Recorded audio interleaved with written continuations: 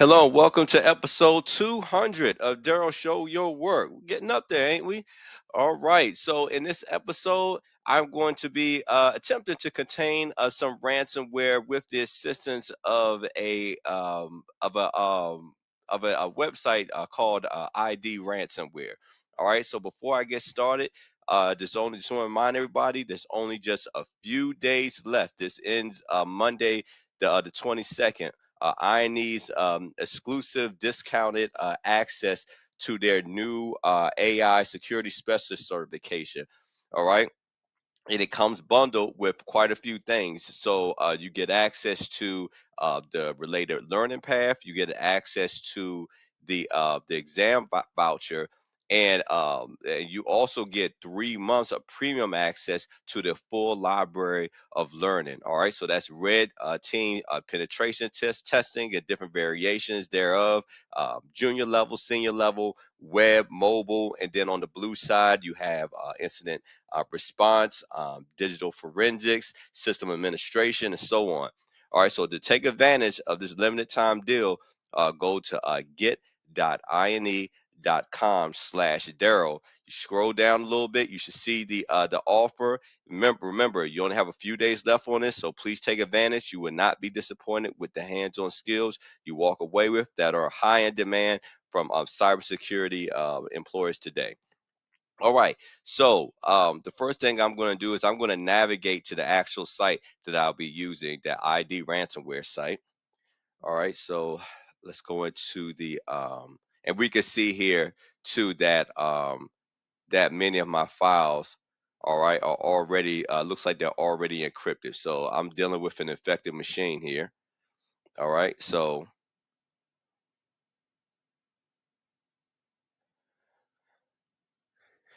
if I go to HTTPS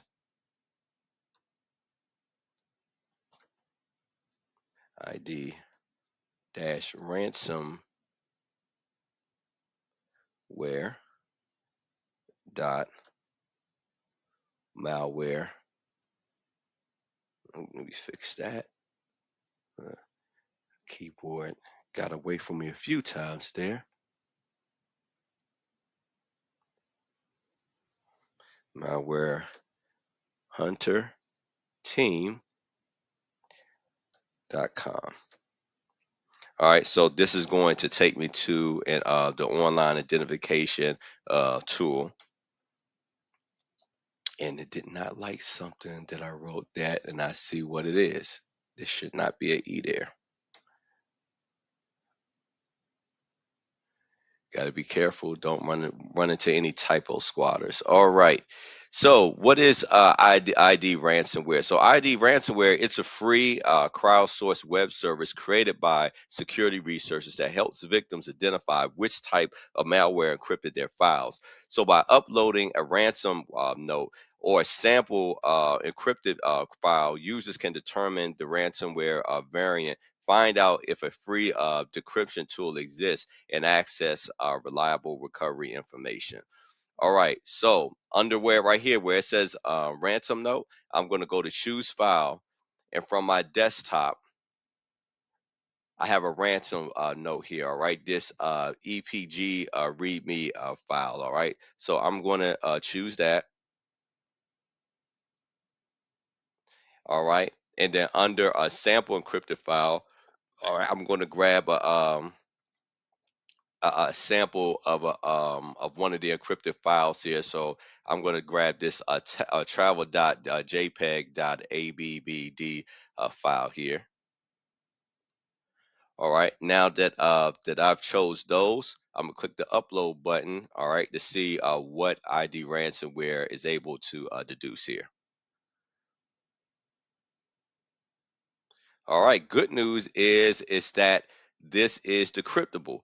All right. So based on the results here, I can see that ID ransomware has identified the ransomware in this as being part of the Avedon variant or family of ransomware, and that's what I got highlighted here. All right. So now what I need to do to begin to try to remediate this, I'm not going to isolate the affected system here. All right, so and we've seen this do this. We've seen me do this in my previous video, but I'm gonna right click here, go to open network and internet settings for my system tray. All right, under advanced settings, I'm going to go to change adapter options, and then Ethernet 0. I'm going to right click that and disable. And of course, that requires me to have administrative privileges. All right, so now I've managed to isolate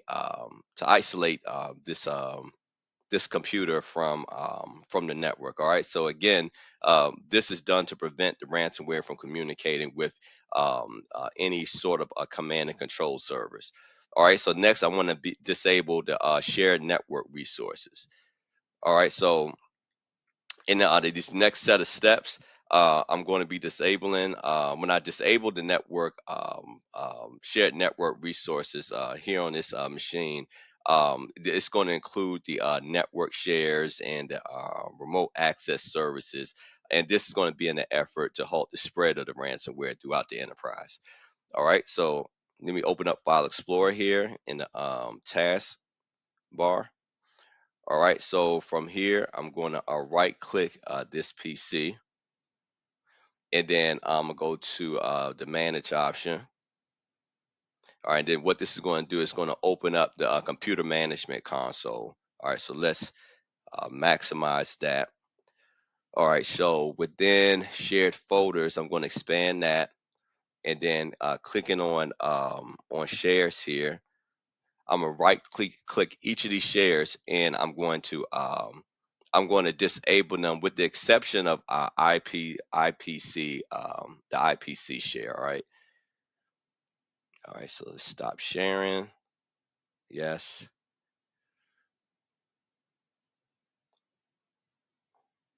All right. We're going to stop sharing this. All right. Then again, this is to isolate this machine from the rest of the enterprise. So there, I'm not sharing any drives with throughout the network where again someone can access this remote drive and potentially infect their system. Let's see, did this go? Oh, okay. I don't think I could. I think that's my default share. I don't think I can see it's the default. Nope. Yeah, I can. All right. So now that I've disabled the share, now I need to actually disable the remote access services. All right. So getting out of here, I'm gonna go back to. I shouldn't have done that. Well, all right. I'm gonna go back to this PC. I'm gonna right click it again and go into our properties. All right, and let's see, there should be something here for remote desktop right here, all the way at the bottom on the left side. All right, great. So we can see that remote desktop services is already disabled. All right, and again, this is great because now again that assures that we further got this system contained, or the spread of at least the malware contained in this system isolated. All right, next I'm going to move to secure the network traffic. So I'll need to adjust the firewall settings on Windows here for blocking outgoing traffic from this infected machine. All right, so I'm going down here into my taskbar search window. I'm gonna say Windows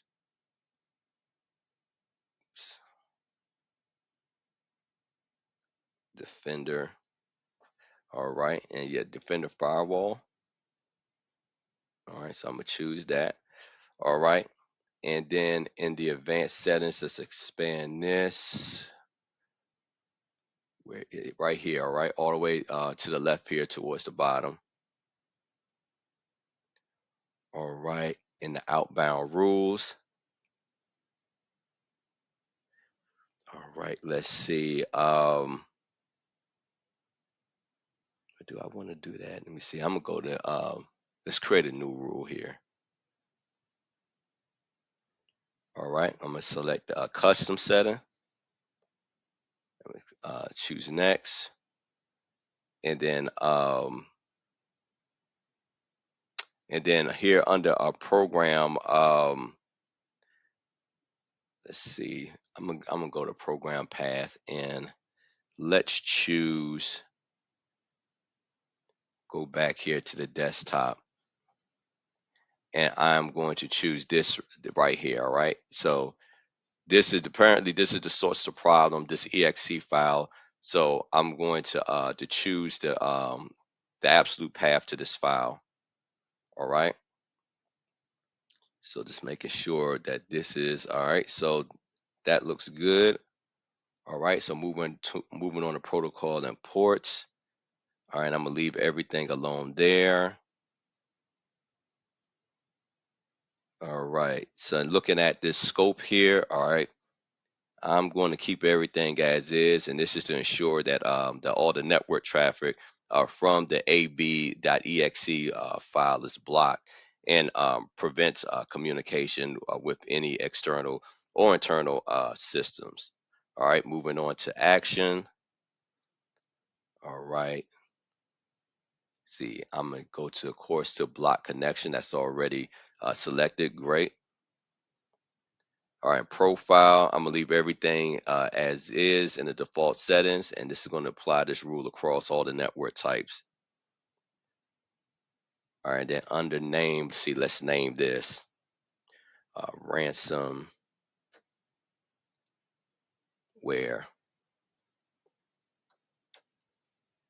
infection block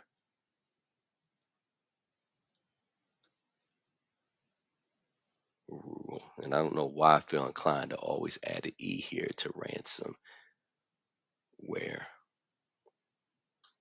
There we go. Let's bring this in a little bit. All right, and then click the finish button here. That's going to finalize the setup for the new firewall rule. All right, and that brings me to the end of my video here. So what I managed to do here is first I identified the ransomware variant, which was the Avedon, was part of the Avedon family, using the online analysis tool, the ID ransomware analysis tool. Then I isolated the affected system to prevent the spread and any type of command and control communication.